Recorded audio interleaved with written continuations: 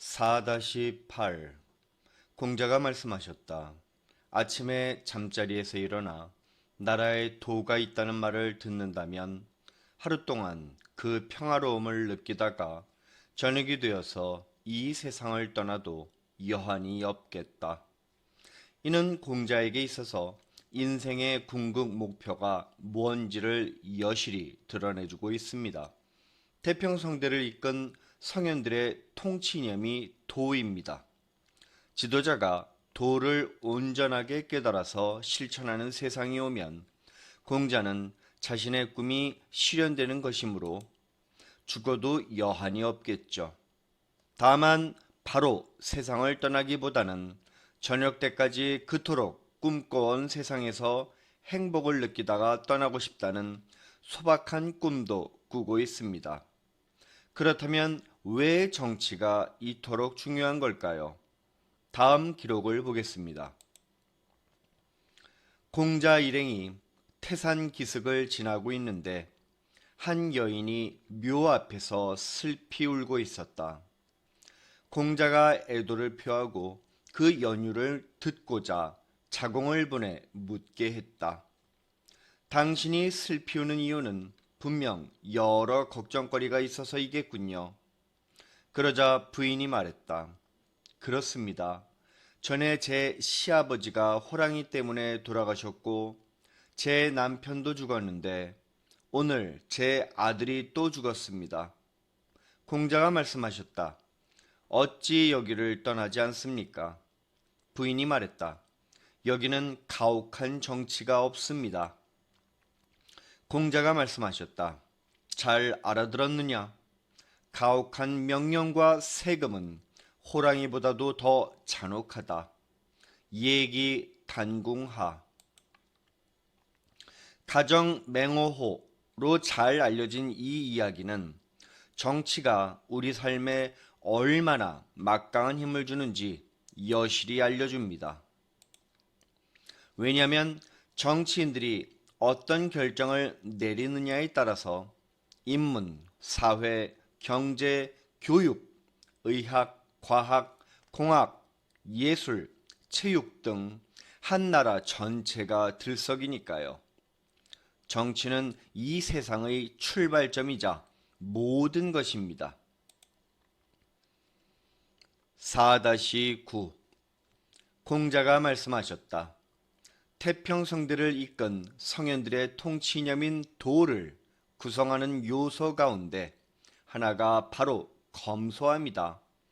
그런데 선비가 도의 뜻을 두고도 남루한 옷이나 변변찮은 음식이라고 싫어한다면 도의 중요한 구성 요소인 검소함을 싫어한다는 것이니 그런 모순적인 사람과는 더 이상 도에 대해서 의논할 가치조차 없다. 검소함은 도의 중요한 구성 요소입니다.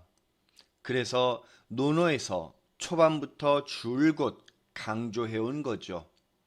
그렇다면 도를 실천하려는 사람은 왜 검소함을 몸에 익혀야 하는 걸까요?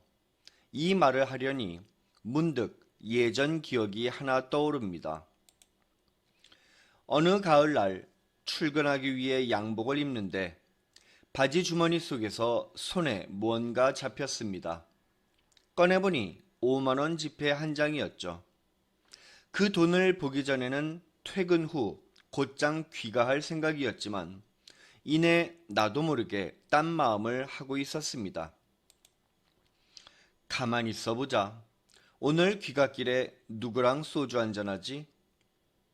그 5만 원 지폐는 과연 누구 것이었을까요?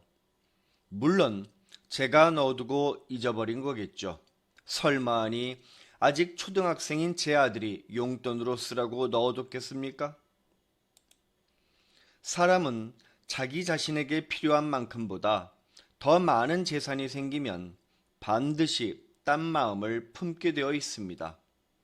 그리고 딴 마음이 머릿속 한켠에 둥지를 틀게 되면 결국 도에 전념할 수 없죠.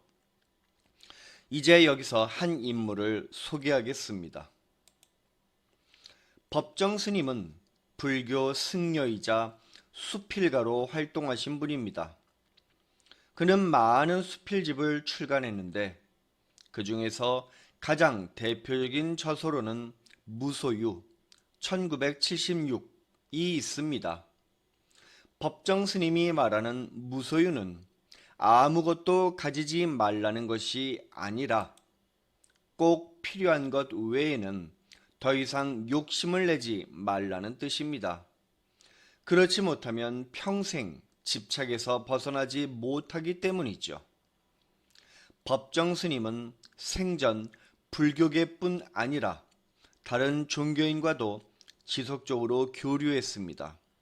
특히 군사 독재 시절 함께 민주화 운동을 전개한 천주교의 김수환 추기경이 선종했을 때 이해인 수녀와 함께 애도를 표하고 그가 입적했을 때는 이해인 수녀가 애도를 표한 일화는 유명합니다.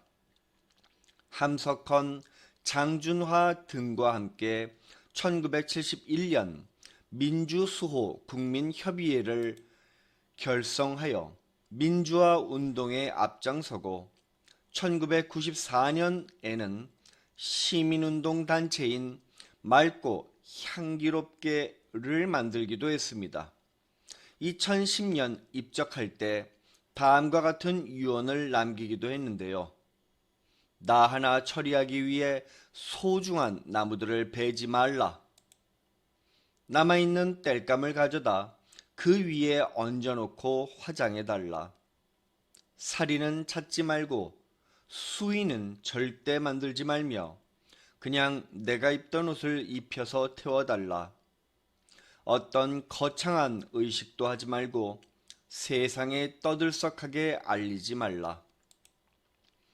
이는 법정 스님이 평소 강조하던 무소유를 끝까지 몸소 실천하겠다는 강한 의지를 밝힌 것으로 볼 수 있습니다.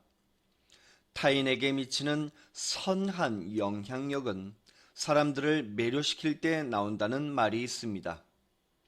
무소유를 솔선수범하여 실천하고 나아가 조국의 민주화를 위해서 한몸 희생하는 것을 두려워하지 않는 모습은 사람들을 매료시켰습니다.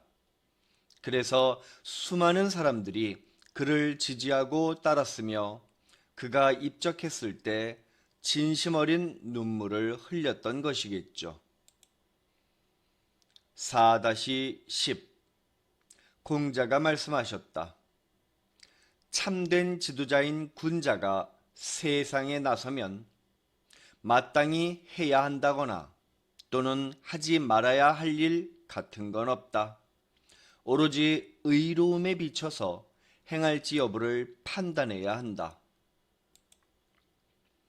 2008년 당시 서울의 한 고등학교 국어교사였던 김형태 씨는 학교 재단의 독서실 불법 운영과 급식실 운영 비리 의혹, 그리고 체육복 리베이트 의혹 및 동창회비 축적 등의 문제를 제기했고 교육청은 이에 감사를 진행하여 이를 포함한 그 밖의 여러 의혹들을 밝혀냈습니다. 그런데 해당 고등학교는 내부 비공개 자료 유출과 공무원 복무 규정 위반, 그리고 직무 태만 및 품위 손상 등을 이유로 그를 징계위원회에 넘겼고 해당 위원회는 파면을 결정했습니다. 김영태 교사는 1인 시위와 교원 소청위원회의 징계 절차를 통해서 자신의 파면에 의문을 제기했고 그 덕에 파면이 취소되어 복직했습니다. 하지만 5일 만에 다시 직위 해제되고 재징계 절차를 밟아 파면당하고 말았죠. 200일 넘게 행정 시위를 하던 김 교사는 2010년 6월 서울시 교육의원 선거에 당선되고 공익제보자 특별 채용을 통해 8년 만에 다시 교단에 서게 됐습니다. 이후 해당 고등학교는 임원 13명이 승인 취소되고 보조금 9억 원을 환수당했으며 이사장은 금품 수수 혐의로 징역 1년 3개월과 추징금 2천만 원을 선고받았습니다. 그리고 김영태 전 교육의원은 현재 교육을 바꾸는 새 힘의 대표로서 교육 때문에 고통스러운 대한민국을 교육 덕분에 행복한 대한민국으로 만들자는 슬로건으로 다양한 활동을 하고 있습니다.